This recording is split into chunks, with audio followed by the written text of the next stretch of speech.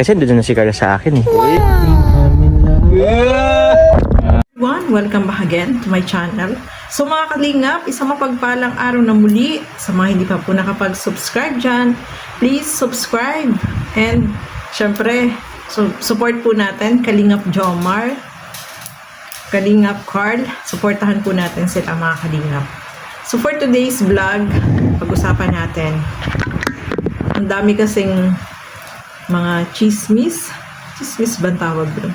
Madaming mga negative comments about dito sa proposal ni Papa Joms, mga kalingap.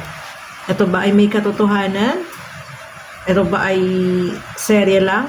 So alamin po natin sa video na ito, pero bago natin simulan yan, huwag niyo pong kakalimutan mag-subscribe. Val Santos Matubang, Kalingap Rob at Edna Vlogs.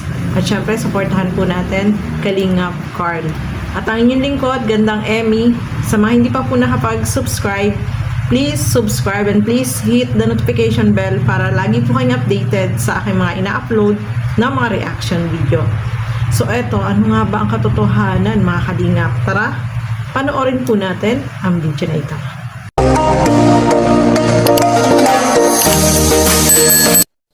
Na napakalaking bulong at resibo po about po doon sa proposal po na naganap. Dahil itong yung proposal po naganap na sa Jomcar is talagang pinag-usapan po, and hindi po natin may pagkakaila na ang daming taong natuwa. At dahil doon may mas ikatutuwa po kayo na sasabihin ko na i-vlog po namin ngayon dito. So, let's go. So yun po guys. Hyper na naman. Hyper ka na naman. So yun po, kasi bro, especially sa mga Jomcar supporters natin dyan. Kasi alam naman natin yung nangyaring photoshoot slash proposal, di ba? Is maraming natuwa at maraming kinilig dahil ng mga Jomcar fans. And sabi ko kasi sa kanila, meron akong resibo na nakuha. Kasi kami pong magkakaibigan, meron pa kami GC na kung saan ang Team Paangat, and after the photoshoot po sinend yung parang isa sa mga picture nilang dalawa ni Carla. Tapos boss, bukod sa picture na sinend, may sinabi. Yun boss yung pinaka-resibo na sinasabi ko sa kanila. May sinabi kay Jomar mismo nang galing. Sa kanya po mismo nang galing. And ito po yun guys, yan. Alin yun? Ay, kunyari walang alam. Pero kinikilig ka. Ba't ang bisa kamay mo bro? Ganun talaga bro, kasi alam ko, kasi ang dami may hindi, kasi nga bukod sa mga kinilig na tuwa ng mga Jomcar fans, syempre mayroong mga nagsasabi na daw yun, hindi daw siya totoo, hindi siya totoo, na kung saan nakuha ko yung pinaka-resibo na makapagsasabing totoo po lahat ng yun. Ito po, Baka gawang recto yan bro. oh hindi bro, walang recto dito sa diet bro. Boss, para mapatunayan na hindi yan edited, ito na, tanongin nyo. Oh sige, ano sinabi mo nun? I think I'm in love. Yeah! Kantay mo nga. I think I'm in love with you. Yun po. So yun po, kasi ang dami ko din nababasa mga comments sa mga negative. Ano negative dun boss? Ano boss, na sabi daw is lang daw yun, hindi naman doon parang Nakaramdaman nyo? yun. Oo, ayan na Kayo nakakaramdam? Puso nyo? Oh, yun, asan ba puso mo? Nasaan? Wala pala sa tarong. Nasaan? Lagun pa ba yan? Nasa Lagun. Ayun po guys, ito na po, sa kanya na po mismo nang galing kung ano po ba talaga ang totoo. Syempre, bro, congrats. So yun lang naman guys, ang resibong gusto ko lang sa kanya mismo manggaling. So eto na nga mga kalingap, no? Syempre, marami yung mga pinag-usapan. Talagang pinag-usapan ito. Mga issue, mga negative, may mga positive, syempre. So, alamin natin ano ba ang katotohanan dito, di ba? Nalaman natin na ayun nga, sabi nga ni Papa Joms, I think I'm in love I think I'm in love with you. Kinanta na natin, no? So, yan. In love talaga si Papa Joms.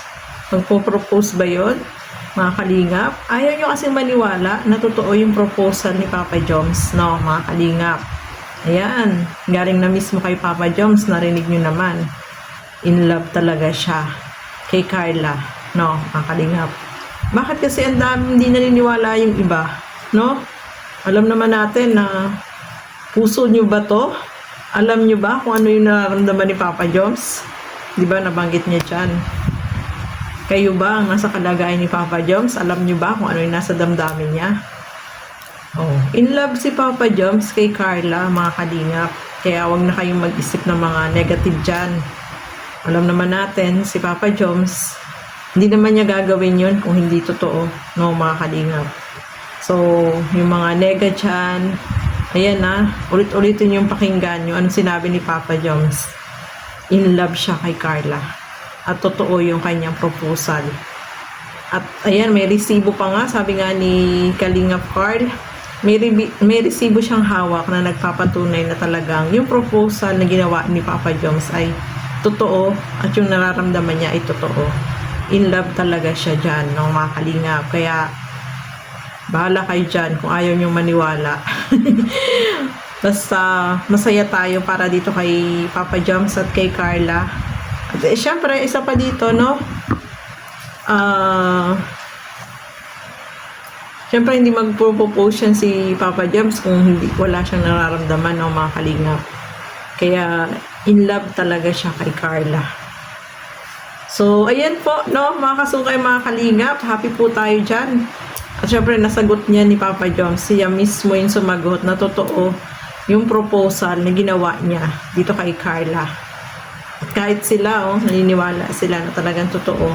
May resibo itong si Kalingap Carl na totoo talaga yung ginawang nag-propose nga talaga itong si Papa Joms na yung feelings niya is talagang in love siya kay Carla, mga kalingap. Kaya huwag kayong nega dyan, maniwala kayo. Ayan na, nanggaling na mismo sa bibig ni Papa Joms. So ayan po, mga kalingap, maraming salamat po sa inyong walang sawang panonood at pagsuporta dito sa aking mga ginagawang reaction video. Suportahan po natin lahat ng mga Kalingap partners, Kalingap reactors. Ayan, sa mga hindi pa po nakapag-subscribe dyan, i-click nyo na lang yung subscribe button. So, ayan, maraming salamat po at hanggang dito na lamang. And thank you so much and God bless po sa ating lahat.